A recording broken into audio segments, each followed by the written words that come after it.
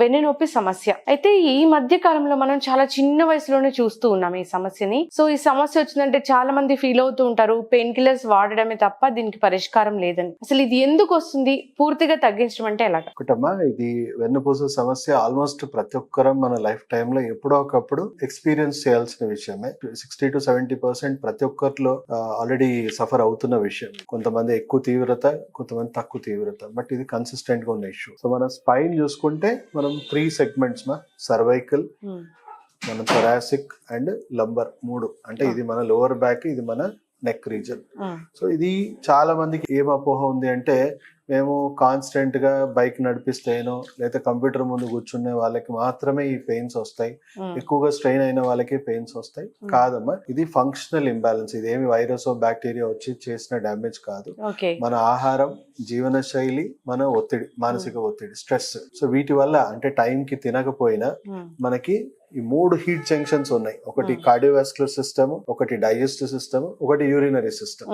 So ఇప్పుడు మనకి time కి తినకపోవడం వల్ల ఆ గ్యాసెస్, ఇన్ఫ్లమేషన్ అనేది పెరుగుతూ ఉంటుంది. సో మనకి మోషన్స్ లో వాటిలో కూడా ఇన్ఫ్లమేషన్ పెరిగిపోతూ ఉంటుంది. స్ట్రెస్ వల్ల మన కార్డియోవాస్కులర్ సిస్టమ్ లో కూడా ఇన్ఫ్లమేషన్ పెరుగుతూ ఉంటుంది.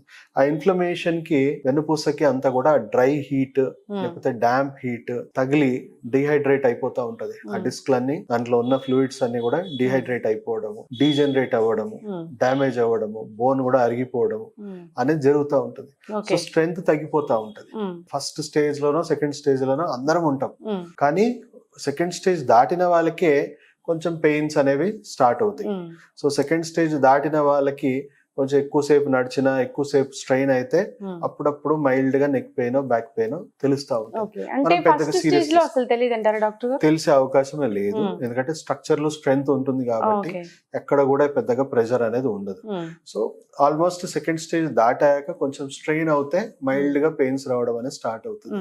సో అక్కడ మనం ఎక్సర్సైజ్ లో ఈ స్టేజ్ లో ఉన్న వాళ్ళకి సెకండ్, థర్డ్ స్టేజ్ వరకు కూడా, థర్డ్ స్టేజ్ డీజనరేషన్ ఉన్న వాళ్ళకి కూడా మనం కొంతవరకు ఎక్సర్సైజ్లు, డైట్, లైఫ్ స్టైల్ కరెక్ట్ చేసుకుంటే ఇంకా ప్రోగ్రెస్ అవ్వదు కాబట్టి, అండ్ ఎక్సర్సైజెస్ వల్ల వాటిలో ఫ్లెక్సిబిలిటీ, బ్రెయిన్ నుంచి న్యాచురల్ పెయిన్ కిల్లర్స్ ఇవన్నీ రిలీజ్ అవుతాయి కాబట్టి వాళ్ళకి పూట గడిచిపోతుంది.